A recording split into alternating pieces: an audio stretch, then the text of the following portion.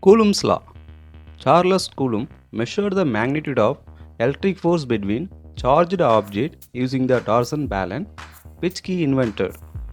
The operating principle of torsion balance is the same as that the parts used by Cambridge to measure the density of the earth, with electrically neutral sphere replaced by charged one. The electric force between charged sphere A and B, you can see the image of the diagram, causes the sphere to either attract or repel to each other, and the resulting motion of causes the suspended fiber to devise, because the restoring torque of the devised fiber is proportional to the angle through which the fiber rotates. A measurement of this angle provides a quantity of measure of the electric force of attraction or repulsion.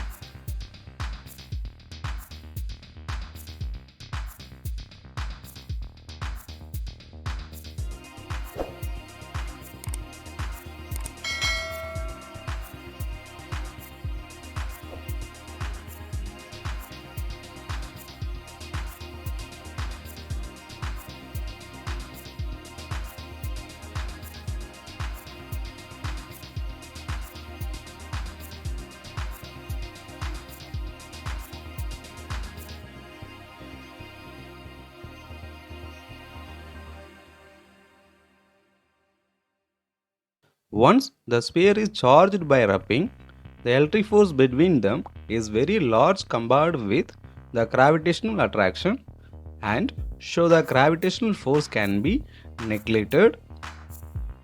From Coulomb experiment, we can generalize the property of the electric force, sometimes called the electrostatic force, between two stationary charged particles. We use the term point charge to refer to a charged particle of zero size. The electrical pair of electron and proton is very well described by modeling them as a point charges. From experimental observation, we find that the magnitude of electric force, sometimes called the Coulomb force, between two point charges given by Coulomb's law. We can write it mathematical form of Coulomb's law: Fe equal to Ke modulus of Q1 and modulus of Q2 divided by R square, where Ke is a constant called the Coulomb constant, Fe is the force, and Q1 and Q2 is a charges, and also that R is a distance. The value of the Coulomb constant depends on the choice of unit. The SI unit of charge is the Coulomb, is denoted by capital C, and also that the Coulomb constant K in the SI unit of the value of Ke equal to 8.987 into 10 power 9 Newton meter square divided by C squared. This constant also written as in the form of Ke equal to 1 divided by 4 by epsilon naught, where the constant epsilon naught is a Craig letter. It is known as a permittivity of free space and has the value of epsilon naught equal to 8.854 into 10 power minus 12 C squared divided by Newton into meter squared.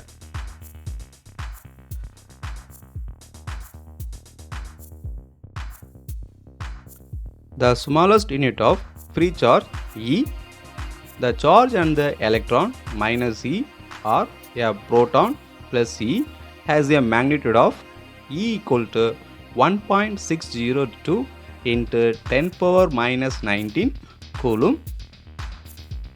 Therefore, 1 Coulomb of charge is approximately equal to the charge of 6.28 into 10 power 18 electrons or protons. This number is very small when compared with the number of free electrons in 1 centimeter cube of copper, which is on the order of 10 power 23. When dealing with Coulomb's law, remember that the force is a vector quantity.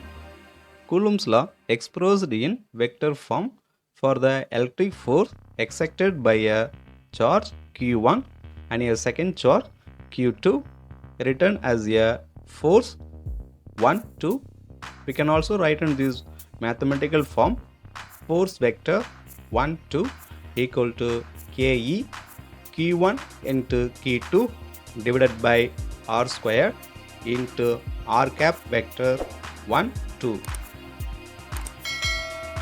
Where R vector 1, 2 is a unit vector directed from Q1 toward Q2. You can see the image of the diagram because electric force obey Newton's third law. The electric force exerted by Q2 and Q1 is equal in magnitude to the force exerted by Q1 and Q2 and in the opposite direction. We can also write on this Newton's third law. The electric force obey Newton's third law. Force 2-1 equal to minus F vector 1, 2. Finally, you can see that image of the diagram. If Q1 and Q2 have the same sign, you can see the image of the diagram. The product Q1 and Q2 is a positive and electric force on the one particle is directed away from the other particle. If Q1 and Q2 are opposite sign, as you can see the image of the diagram, the product Q1 Q2 is a negative and electric force and one particle is directed toward the other particle. This sign describes the relative direction of force but not the absolute direction. A negative product indicates an attractive force and the positive product indicates a repulsive force. The absolute direction of the force and a charge depends on the location of other charge. You can see the image of the diagram. For an example, if an x-axis lies on the two charges, you can see the image of the diagram. The product Q1 into Q2 is a positive, but the force vector 1 and 2 points in the positive x direction and force vector 2 in 1 points in the negative x direction. When more than two charges are present, the force between any pair of them, therefore the resultant force on any one of them equals the vector sum of the force exerted by the other individual charges. For an example, if the four charges are present, the resultant force exerted by particle 2, 3 and 4 and the particle 1 is, we can write the mathematical form F1 vector equal to F vector 2, 1 plus F vector 3, 1 plus F vector 4, 1.